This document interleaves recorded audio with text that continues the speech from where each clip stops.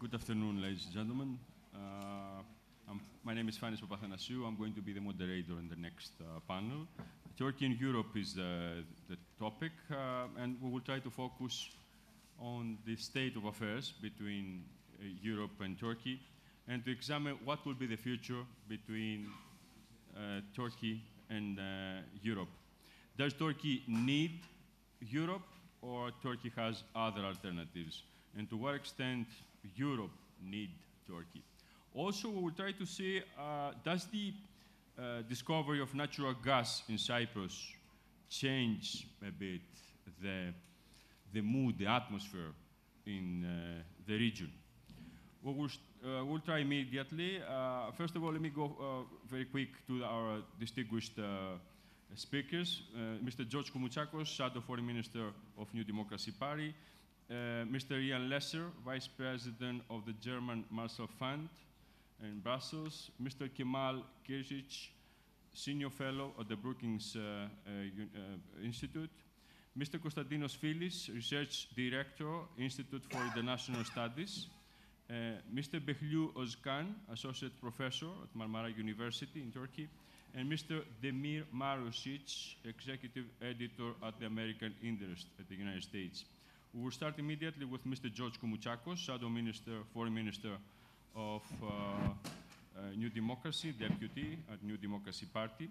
Mr. Koumoutsakos and all speakers, please try to stay at in the introduction, the first introduction, 5 minutes, and then we'll have the chance to open the floor for questions. Good afternoon, all. Thank you very much for the introductory remarks. I would like to share some thoughts with you on this topic, on today's topic. I think that you all understand that for a Greek politician or academic to talk about Turkey's European perspective is a real challenge, both politically and intellectually. How can he separate a purely European view on Turkey and the Greek perception on its eastern neighbor? This is a rather difficult political and intellectual challenge. I think he cannot separate the two views. So the thoughts that I will share with you could have as a title, Turkey's European Perspective, a View from Athens. Having said that, I would like to go a little bit back in the past, recalling and sharing with you a very fundamental perception of Greece regarding Turkey. Greece has always been a rather difficult neighbor, and I would say unpredictable ally for Greece.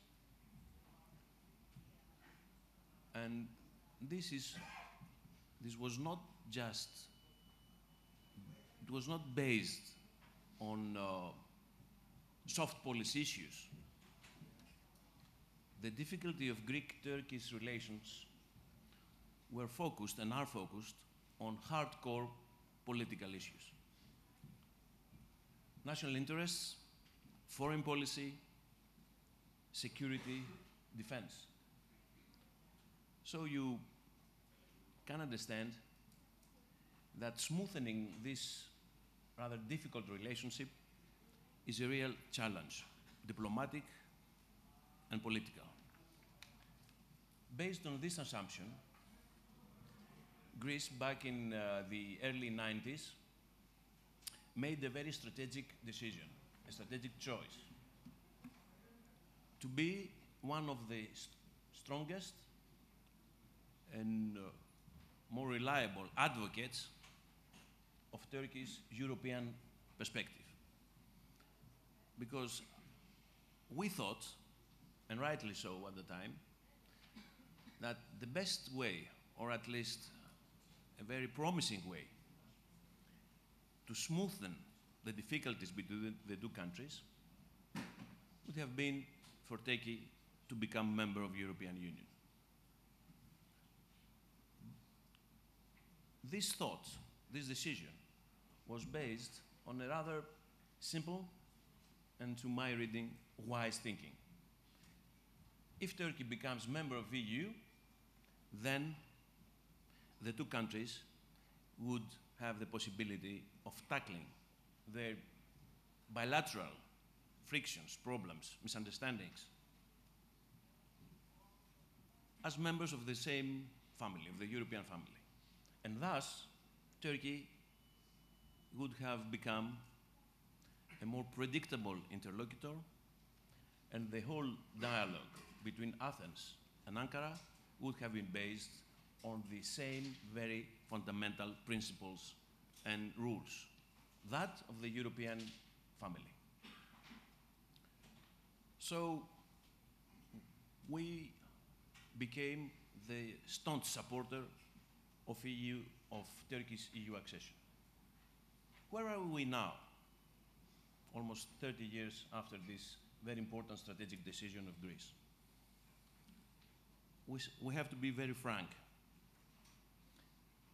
The accession process of Turkey, I wouldn't say that is dead, but I think that one could say that is in deep freeze. So this mechanism of incentives and controls is not anymore productive, because the accession process is in a stalemate. So the carrot and stick policy that Greece had imagined or decided to follow in the 90s is not anymore as productive and efficient as we had thought that it might have been. So this is a challenge for Greece. How can we now, in which framework can we hope that Ankara and Greece can negotiate based on firm rules, shared principles, and as members of the same family? This is not anymore the case. Probably we need to adopt our policy to the new situation that we are faced with. You know that Turkey has not yet made up its mind on whether Turkey wants to become a member of the EU on the assumption that it has to follow all the rules, the obligations, and the standards that make a country member of the European family. And this is an important question that we need, first of all, to try to give an answer. Does Turkey continue to want to become a full-fledged member of the European Union? I don't have an answer, but I can share with you what I see. And what I see is a Turkey that becomes more and more de-Westernized, that Turkey has entered a trend of de-Westernization, and I don't know if this trend is reversible or not. So from Greece's point of view, now we need to find a new framework to put our relationship with Turkey. The accession process is not working. What can we do? I believe that Turkey wants the economic cooperation and needs the economic strong ties with the European Union. Its economy depends on EU's and European economy in a level that it cannot be ignored. What I'm suggesting is that we have to think a new alternative. And this is whether we might introduce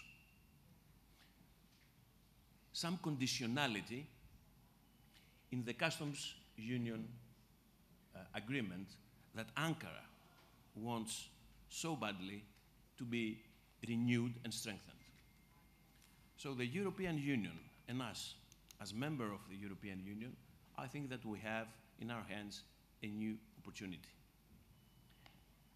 to enhance the customs union with Turkey, but on the assumption that a new conditionality should be inserted in the customs union agreement, which was not the case till now. Thank you so So much. this is the main proposal, the main thought that I would like to share with this prestigious audience and with the other speakers. We might discuss a little bit on this. Great. Thank you so much, Mr. Koumoutsakos. Now, Mr. Ian Lesser, Vice President of the German Marusic Fund, based in Brussels. Mr. Lesser. Well, thank you very much. And you know, I'm just struck by how this session is in some ways a natural continuation of the previous session. For those of you who were here, it was about the Eastern Mediterranean equation, but a lot of it was about Turkey, for very good reason. And that's really my first point about, from an American perspective, looking from Brussels at EU interests. You know, unlike the American relationship with Turkey, for Europe, the relationship with Turkey is not optional. It's not avoidable, and it's very broadly based. It could be dysfunctional. It says nothing about the quality of it, but it's not avoidable. It's absolutely essential in terms of managing multiple challenges Europe faces, from migration to security in the region, many, many other things.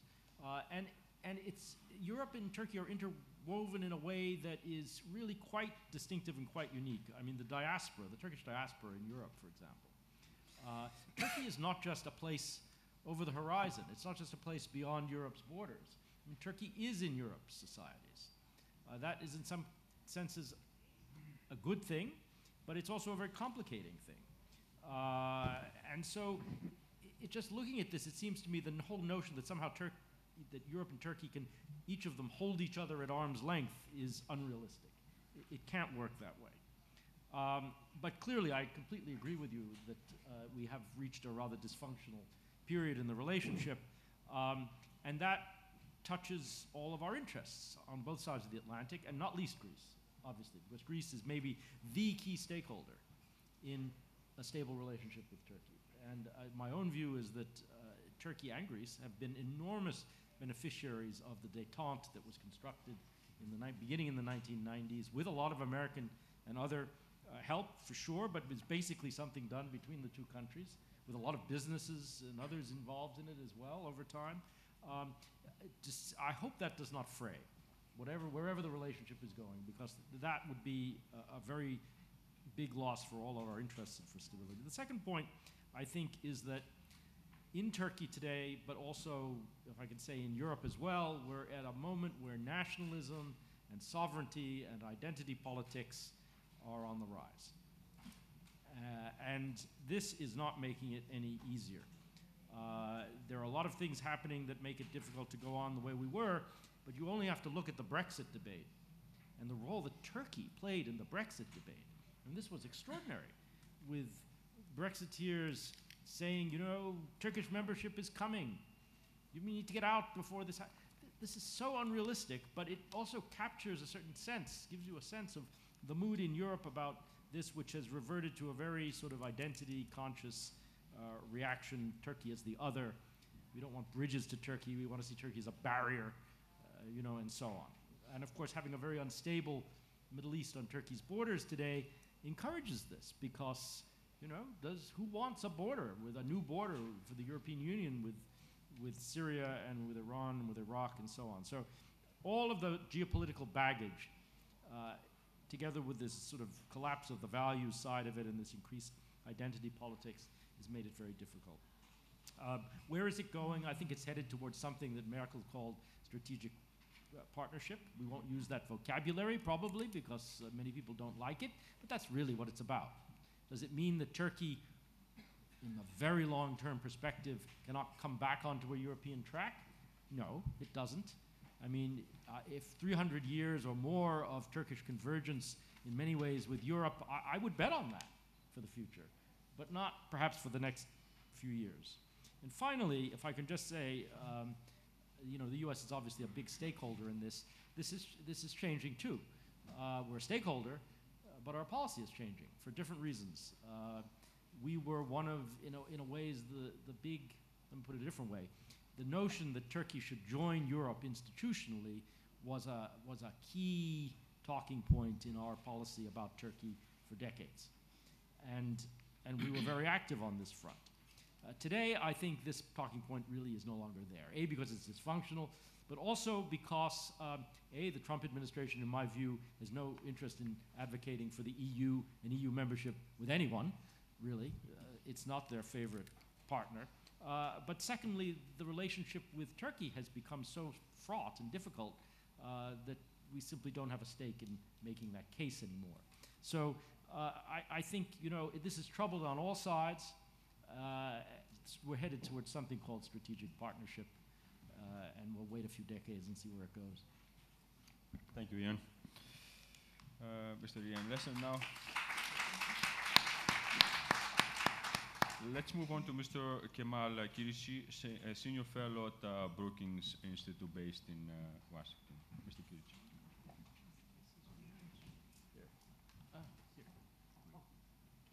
There's a mic missing. This is what they call Turkish cooperation.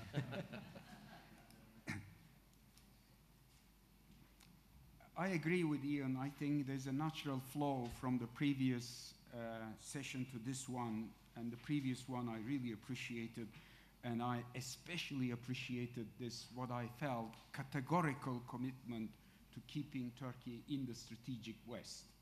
I'd like to reflect very quickly on that and make two parts, an additional part to the one you just suggested too.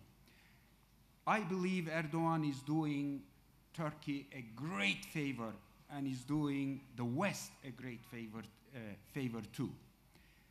He set out with an agenda to integrate Turkey into the West, and that is into the European Union. And that's how he got those critical votes in 2002. And then you know the rest of the story. Turkey became more and more integrated. The economy took off. People were pouring. FDI was pouring in. And Behlül, my good friend and former student, will be reflecting on the Arab Spring. One aspect on the Arab Spring is that under Davutoğlu and his influence, Erdogan lost their bearing. And I highly, highly recommend you to Google Imperial Fantasy, New York Times, and read Behlül's article from 2014, where he argued that Davutoğlu is not a neo-Ottomanist, but he's a pan-Islamist. Okay? So we have reached in Turkey a point, domestically and externally, where this agenda has collapsed. Now, coming to the remark that was made, accession process is almost dead, or is in a state of comatose, I believe they call it. Where do Turks want to go?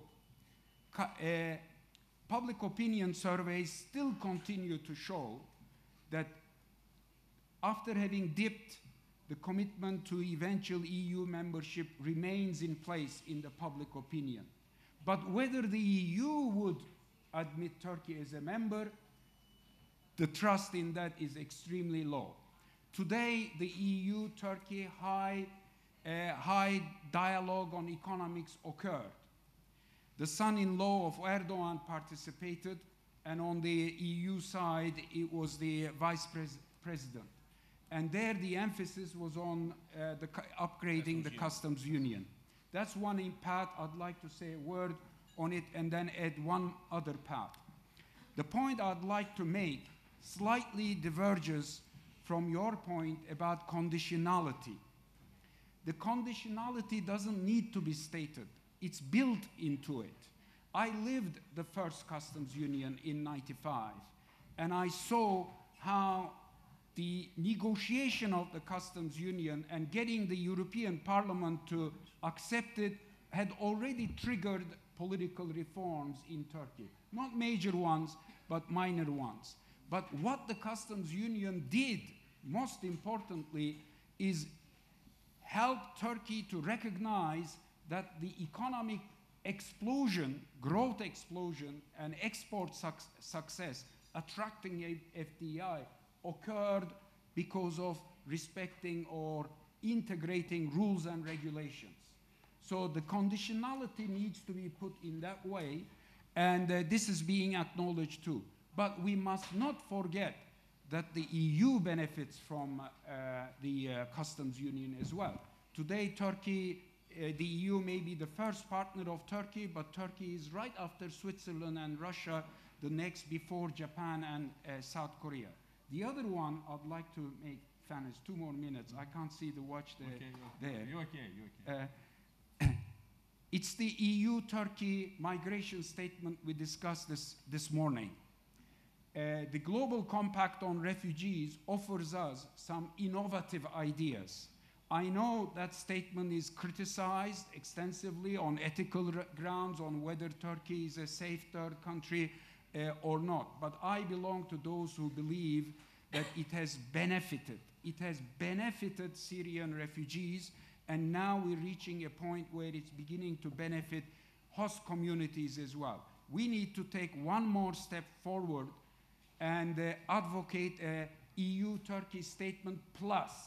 And the plus bit has to focus on adopting policies that will better integrate Syrian refugees into the labor market. Time is very limited. We can come back to it. Lastly, we must put the visa liberalization scheme into place. We must. Soli Özel couldn't participate in the previous panel because of visa complications. It is an embarrassment, and it's holding back EU-Turkish relations from an economic perspective, but also from a cultural, religious perspective, that Erdogan has greatly abused it for domestic political consumption. Thanks. Thank you, Kemal. Thank you so much. Let's take the order by the book, and next is Professor Constantinos Filis, Research Director, the Institute for International Studies. Mr. Filis. Thank you, Mr. Papathanasiou. I will turn your attention on energy, since it has been a critical dimension of EU-Turkey relations, focusing on the Eastern Mediterranean, but particularly on the eve of the first Russian-Ukrainian energy crisis. Turkey became the focal transit country of the Southern Gas Corridor, a European Commission initiative started in 2008 with the aim of reducing the EU's perceived overdependence on Russian gas supplies. The expectation back then was that by linking Turkey with every single project that would bypass Russia, bilateral bonds would become stronger, anchoring Ankara in the European family. But this expectation has not panned out. A key transit route has to be credible, predictable, and trustworthy. And Turkey's actions are not suggestive of such qualities nowadays. In the Eastern Mediterranean energy game, Turkey has numerous things at stake: strengthening of its regional position, ensuring maximum energy autonomy, transformation into an energy hub, averting the upgrading of the roles of Nicosia and Athens, and hindering joint ventures involving the other regional powers. The EastMed's importance is associated with the EU's and the US's strategic decision to reduce European dependence on Russian natural gas. Therefore, the region is perceived as a supplementary alternative that, together with other sources, can contribute to this objective. At a time when European indigenous sources are declining, it is worth noting that an EU state, Cyprus, is gradually becoming part of the energy equation in the Eastern Mediterranean. In practical terms, there is a 60% probability, according to my mind, that Turkey will send, sooner or later, one of its drill ships into Cyprus's exclusive economic zone, particularly in fields 1, 4, 5, and 7, which it claims, as it does in 6, that lie partly within its continental shelf. Since Ankara cannot discuss substantially with regional states, including Israel and Egypt, and does not recognize Cyprus, it has no other way to try and intervene in energy developments other than through projection of power. Besides, its image will be damaged if its threats prove empty. So it has to take some kind of action in order to test the waters and warn all involved parties, including energy companies, that it is determined to protect its interests.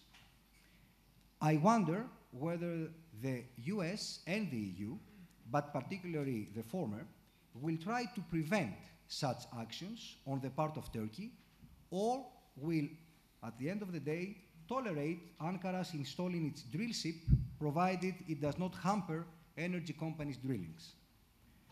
Nevertheless, I don't believe it is in anyone's interest to exclude Turkey from the energy developments in the Eastern Mediterranean. But as long as it continues its counterproductive actions aimed at creating a sense of confusion, questioning in practice the agreements concluded by an EU member state, that is Cyprus, with energy companies and neighboring countries, even the most well-meaning parties cannot support the proposal for rapprochement with Ankara. Settlement of the Cyprus issue would certainly contribute on various levels, including energy, but it is not a precondition. However, it is a prerequisite for the Turkish Cypriot communities enjoying the benefits of the exploitation of Cyprus's natural resources. In conclusion, if I have 1 minute, Yes. under the current conditions, consensus seeking is uncertain and doubtful. The involved sides have to make concurrent gestures of goodwill in order to avoid the escalation of actions that fuel tensions and benefit no one. The Republic of Cyprus has to pass a law creating the Common Hydrocarbons Fund, to which the Turkish Cypriots will gain access following the resolution of the Cyprus issue and when and if Turkey stops disputing Cyprus's sovereign rights and provoking crisis. But even if this is achieved, the fact that Turkey currently has a better rapport with the Cypriot government than it does with the leaders of Egypt and Israel is indicative of Ankara's predicament.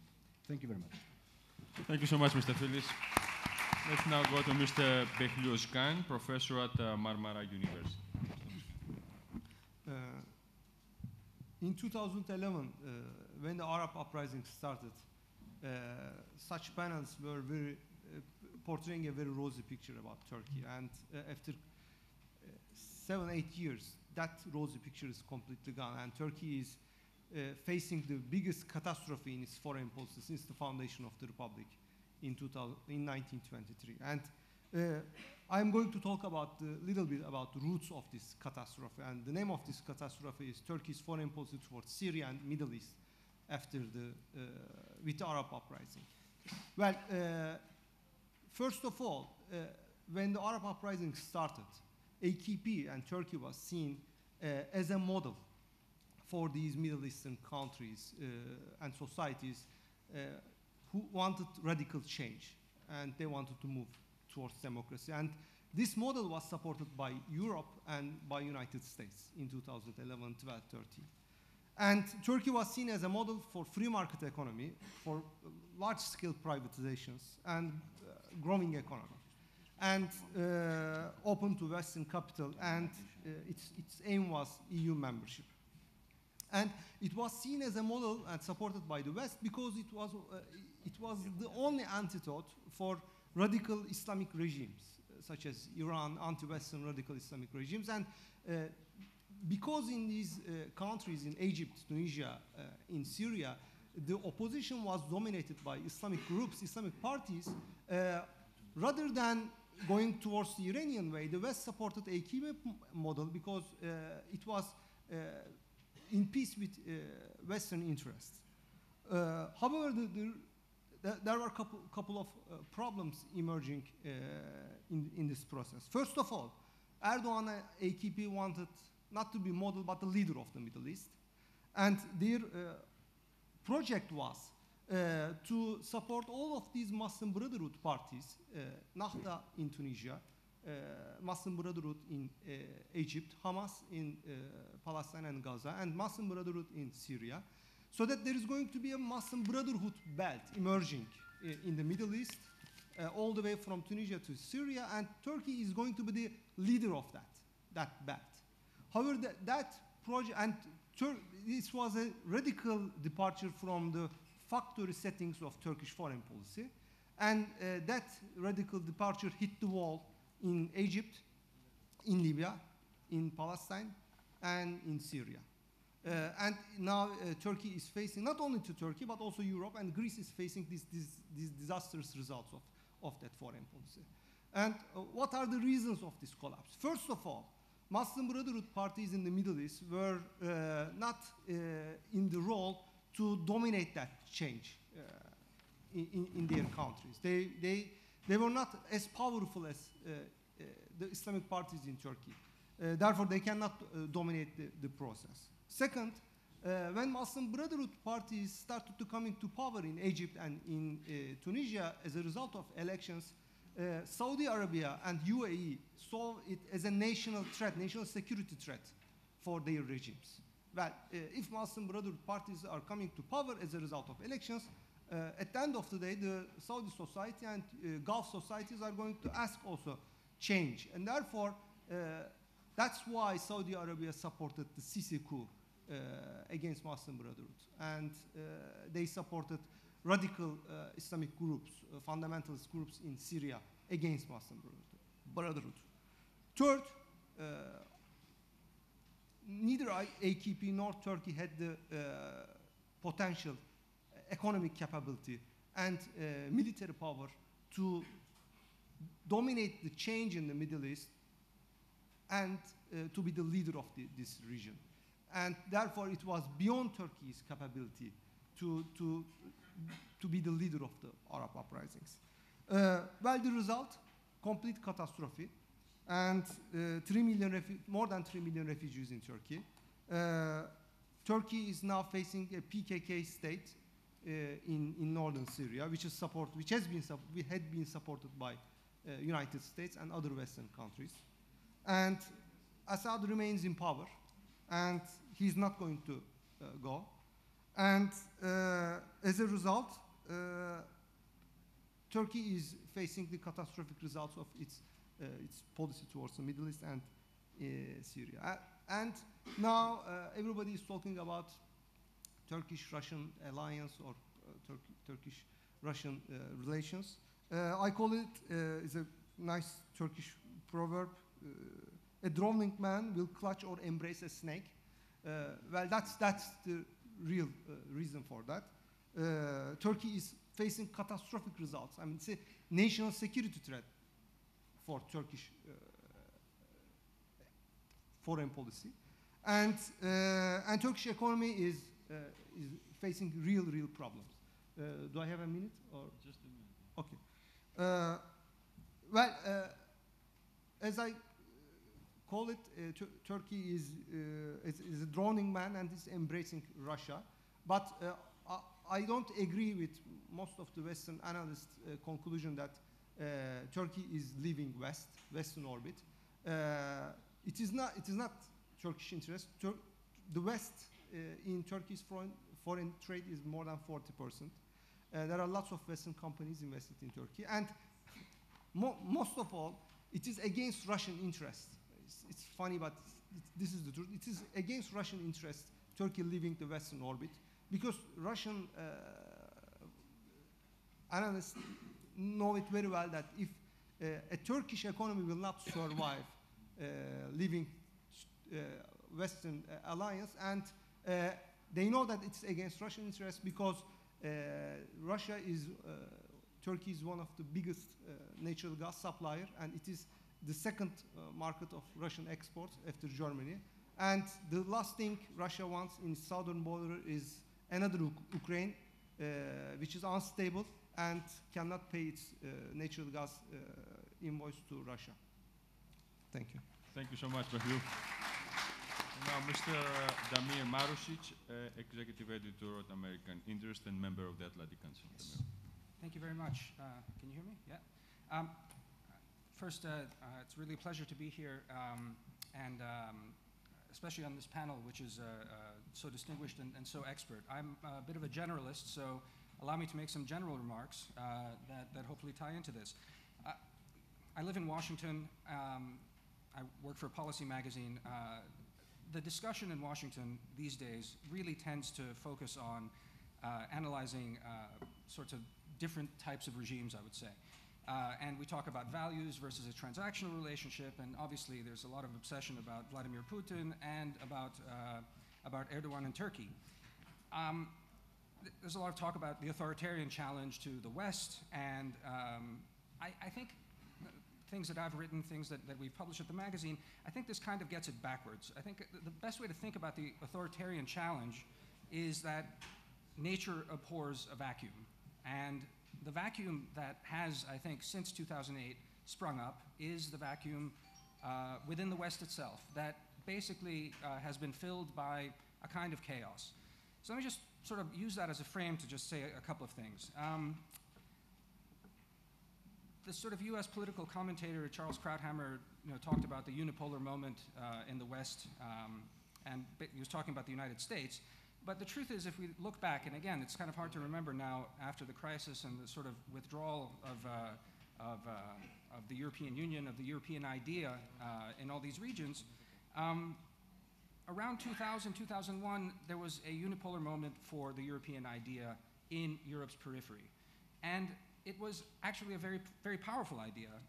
As Mr. Kirisci mentioned, Erdogan made a bet on Europe, in fact. Now, one might say that this was an opportunistic bet, and certainly it was, but it's important to remember that it was a bet that he could make, that was because there was an attractive force there. And he followed through on the reforms that were imposed after Turkey's financial crisis. But there was a miracle of growth for 2001 to 2006, and the reforms were very meaningful. By 2008, though, however, financial crisis hits Europe. Greece follows. Erdogan is already at this point, I think, dismantling a lot of the reforms that have happened, and cronyism is taking hold.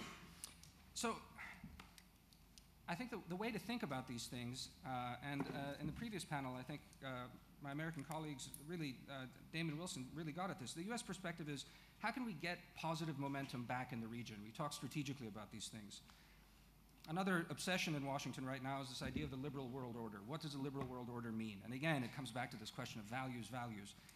I think that also is a little backwards, because what we're really talking about is how do we get prosperity, broad prosperity, through growth and cooperation. That really is what we are talking about when we talk about some sort of world order that the United States is interested in with its allies in promoting. Now, there's a rules-based order to this, but that's basically to facilitate this prosperity through growth and cooperation. You need rules for that.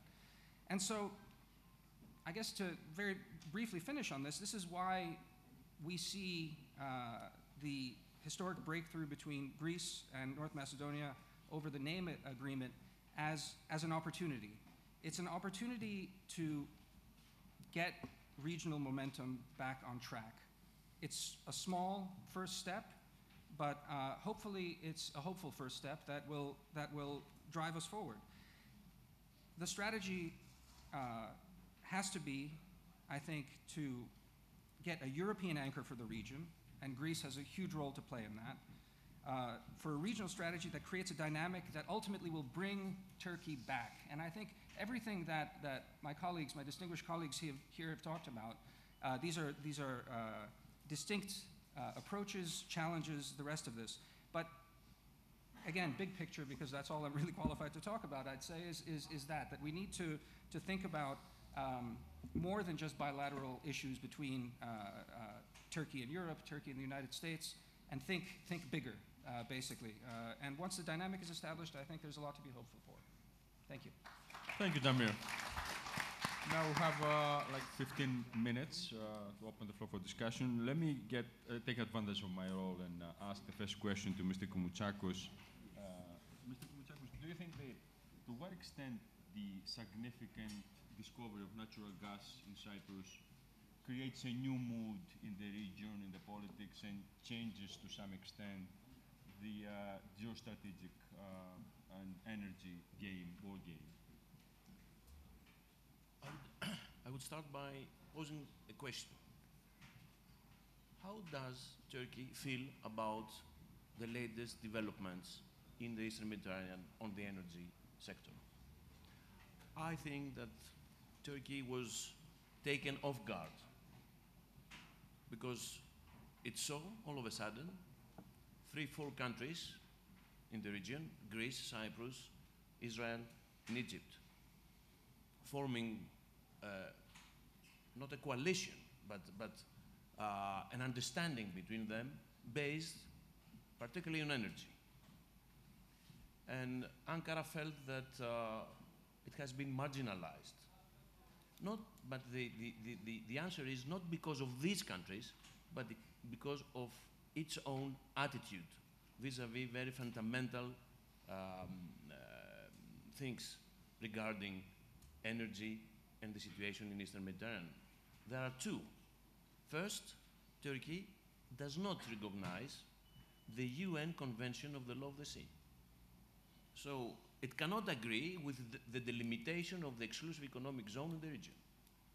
So its position on the maritime law is the main cause why it has been isolated by these developments. The second thing is that Turkey does not recognize the rights of the Republic of Cyprus as a player in the region. Does not recognize the fact that Cyprus and the Republic of Cyprus does have maritime zones. So these are these very fundamental refusals by Turkey's side to accept the developments that are happening now in the Eastern Mediterranean. Do you think this what can be done to reignite tension in the region? That's why Turkey has adopted a probing policy. What is a probing policy? Tension, counting the reactions and the limits of the reactions by the other players. That's why I believe that Ankara will continue to keep the tension high in the region till the moment that, I don't know how, it will manage to be part of the game. I don't know how it will come to this situation. It is, to my eyes, very difficult, because the fact that Turkey is not in this game is because of two fundamental things that Turkey believes and cannot change the position. It cannot change the position. To be part of the game at some point? I don't know. I cannot predict. I don't see it. I don't see it for the moment because Ankara has to accept the UN, the UNCLOS, the UN Convention for the Law of the Sea, and the fact that the Cyprus Republic does have rights in the region. And then, of course, what will happen with Greece? And then the question of delimiting maritime zones with Greece will surface once again. So this is a very complex situation. I don't believe that we're going to have a solution soon. I'm very much concerned of a continuous tension in the region, and I cannot predict if this will erupt to a crisis or not. But I'm sure that the tension will continue. Okay, thank you. Let's take some questions. Yes, sir. Tell us your name first. Severis Nathionidis Group. I'm Cypriot. And I'm wondering why we still say that Cyprus exclusive economic zone and not European. The waters in Cyprus is Europe. There was an accession in 2004 of the whole island, and Turkish undertake for some Cypriogenous obligations. Nothing happened. And suddenly, it comes from the north and says that I have to be a player on the game. Why? It will happen the same in Italy. After all, it's a Mediterranean Sea. You can see the same claims in Greece, the whole Aegean Sea, and even Crete. There was a military exercise of Galasia Patrida. Please tell us your question so we can speak. No, it will come to a point that at this moment in my country, in the buffer zone, there is action, not just threats, action. How the European Union will deal with this issue and we talk about future of Turkey in European Union while it attacks the actual European Union. Thank you. Thank you. Who wants to answer this? Okay, let's collect some questions. Yes, sir. Hello, my name is Constantinos Dimopoulos. Thank you all for very useful and informative remarks. What I would like to ask is that President Erdogan, over the years, over almost 20 years, has transformed Turkey's foreign policy and domestic policy. He has slowly shifted gradually his agenda, political and domestically. Do you think that in a few years, when probably he will step down, someone will continue his legacy? If the Islamification of Turkey domestically and in foreign policy will continue and will remain, and who will, move on with this project, The day after in Turkey. Yes, sir.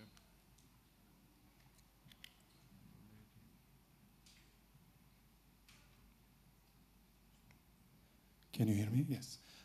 Orçun Başan from Turkish Embassy. Thank you for the speeches. Just a few remarks.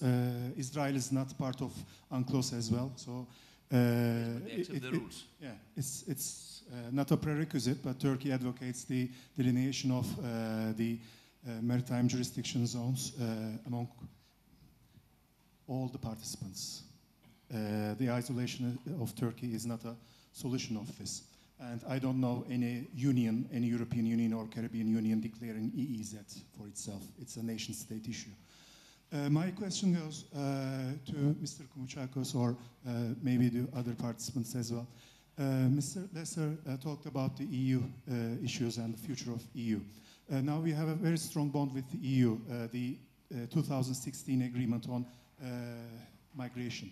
But it also includes the visa liberalization, customs union, opening of new chapters in the accession process, and financial aid. The financial aid is not sufficient. Customs union, not on the table. Visa liberalization, not on the table. Opening of chapters, not on the table. So who's becoming the unreliable partner? And my question is, Mr. Koumoutsakos talked about a new framework. Will Greece and the Greek strategy be part of the unreliable EU strategy, or will Greece propose a new strategy to the EU, which has already been done 10 years ago by Mr. Sarkozy or Mrs. Merkel? Okay, thank you so much. Yes. Thank you. Thank you for this excellent panel. I'm Antonia Dimou from CIMAD UCLA.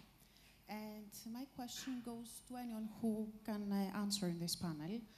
We've seen that the zero problems with the neighbors policy of Ahmed Davutoglu has, literally speaking, collapsed. Turkey seems to drift gradually away from the West, as evidenced by its rapprochement and close relations with both Russia and Iran. And my question is, how does this reorientation of foreign policy will affect the strategic aspect of US-Turkey's relations, taking also into account the Combined Appropriations Act of 2019 that recently was passed in Congress and signed by the American president that foresees the likelihood of sanctions against Turkey? Thank you. Okay, let's try to answer this first. Who else besides Mr. Koumoutsakos wants to take a question? Yes, Mr. Lesser. Do you want first? I'm going to have it. Okay. Let's start with Mr. Fine. Okay. Let's start with Mr. Lesser. Okay.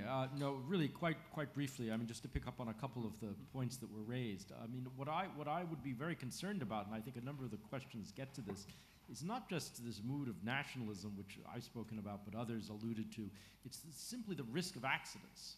I mean, I think actually the chance of a conscious confrontation in the Aegean with Turkey is not high, but the risk of accidental clashes turning into something bigger is higher. And we've not really faced things like that since the sort of Emir Kardak period and all the rest of it, and that was an enormously sort of challenging period. I think it would be terrible if we went back to that, and not having a kind of context, a European context, a NATO context for these relationships would obviously make that much more challenging. Fortunately, we do still have at least the NATO context very, very strongly. In terms of the actual accession process, the talks themselves, I mean, there was a process underway in the European Parliament. It's already gone through committee. There could be a vote in the European Parliament that essentially puts an end to the accession process, or puts it on hold, I should say. We can argue whether that would be a good thing or not, but the mood is such that you can't rule that out. Post-Erdogan, would there be sort of structural hangovers that would still be there? I mean, I'm struck by the similarity of this question, frankly, to the one in the last session, which was asked about Trump. If Trump loses the election, would Trumpism continue? It's not so different. Well, it's different, but the question is similar. I do think there are structural things that President Erdogan has seized hold of, has furthered, has driven forward, but they were structural. They were there. There are changes in the society, changes in politics, in the economy. These are not going to go away. And so we're going to be, Turkey and Turkey's partners will be living with that for the foreseeable future. So, I mean, that's the reality, but it doesn't mean to say that we couldn't have very sharp differences of policy with a leadership change. But at the moment, it's nationalism that I worry about. And everybody's a nationalist. It's not just AK party, and not even particularly the AK party. You see this in MHP for sure, because that's their vocation, but you also see it in CHP as well. I mean, most of the, Turks, I'm joking slightly, who are not nationalists are up here on this panel, with me. So there are not that many left who have the old sort of view. Maybe I just stop with that. I do think all of this makes it much more complicated for the United States. I mean, to the extent that the relationship between Turkey and Europe is at an impasse or deteriorates, it makes the relationship with the bilateral relationship with the United States even more difficult for both sides to manage. As much as they would like to have a kind of bilateral primacy in their relations, we need to have context to anchor these things in. And maybe that's a particularly kind of GMF transatlantic perspective, but I believe it's true. I mean, if we didn't have those anchors for the last decades, who knows what sort of trouble we would have been in, and I'd be very troubled if those would have weakened. Thank you, Ian. Mr. Kemal? Yeah, very quickly, on Eastern Mediterranean and Cyprus, I have a very categorical position on this. The European Union got the Turkish state to hop over a trench. We have a saying in Turkish that camels, deves, you can't get it over a trench. And it got Turkey to accept the Annan plan. This was a huge opportunity. I wonder where Turkey, Cyprus, Eastern Mediterranean, and even the world would be if the Annan plan was not rejected by the Greek Cypriot side. We must not forget this when we're addressing these issues. On Trump and Erdogan and Erdoganism, I agree with what Ian has just said, but we must not also forget, again it comes from the previous panel, that Turkey set out on this Western project way back in the late 18th century. And this notion I associated with enlightenment has been woven into the Turkish state apparatus, Turkish society. Yes, a significant part of it has been dismantled, damaged, but what I said earlier on is that the alternative agenda that was put forward has taken the country into catastrophe in foreign policy, and internally we're seeing where we are. I don't need to go into the details of it. This is why I'm saying that Erdogan has done a great favor to Turkey. The challenge now is how to get Turkey out of this rut at a time when the world is facing these challenges, not to mention just the West or the United States. Mr. Koumoutsakos. Thank you very much. On the exclusive economic zone, you know very well that this is a national competence. So these are national maritime zones. Of course, there is this strategy of the European Union for the energy safety and energy security. So the European Union has an interest of having its members declaring and delimiting maritime zones so that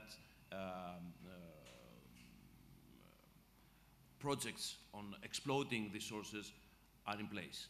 So there is a political, if you wish, agreement that EU wants the delimiting of the maritime zones of the member states, but we cannot talk about a European exclusive maritime zone yet.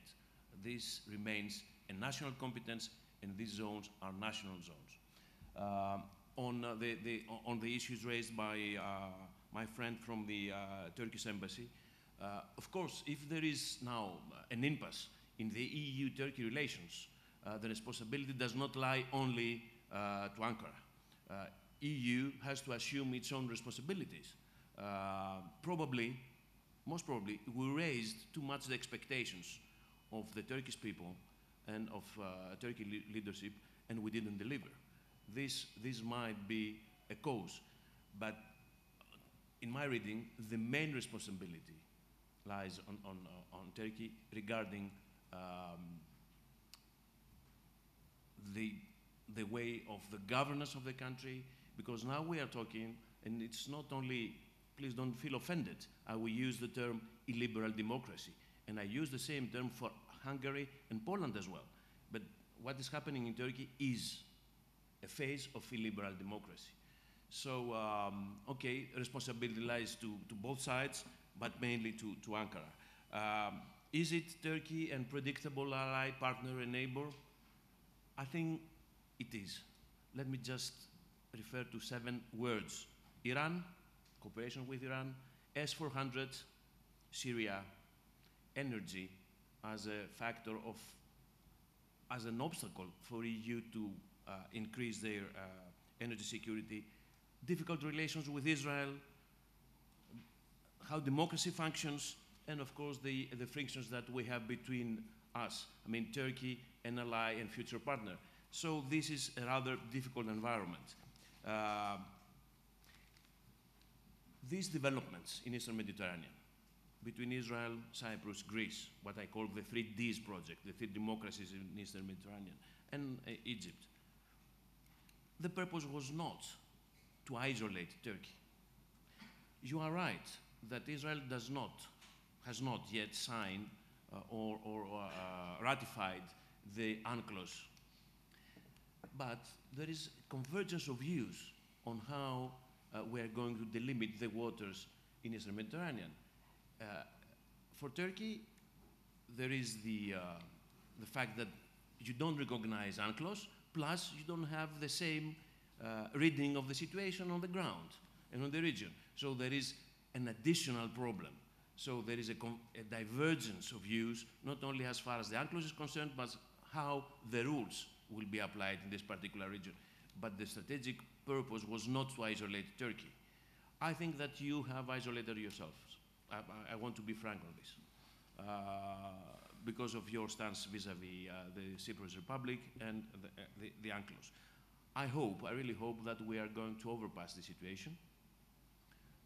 I'm one of the strongest supporters of a dialogue between Athens and Ankara, of course, on the understanding that this dialogue takes place in a permissive environment. Permissive environment means freed from tensions, provocations, and violations of airspace and international law. Thank you so much, Mr. Koumoutsakos. Thank you, everybody of my colleagues. I think we don't have the time. Yes, we can contribute so that EU finds a new strategy vis-à-vis Turkey with a positive agenda, but at the same time including them, a system of conditionality. Not only as far internal developments are concerned, but as well as behavior vis-à-vis the neighbors and the respect of fundamental values of international law is concerned as well. Thank you so much. Thank you, all my colleagues, for all the interesting views. Thank you so much, dear friends, that we came here and watched this interesting panel.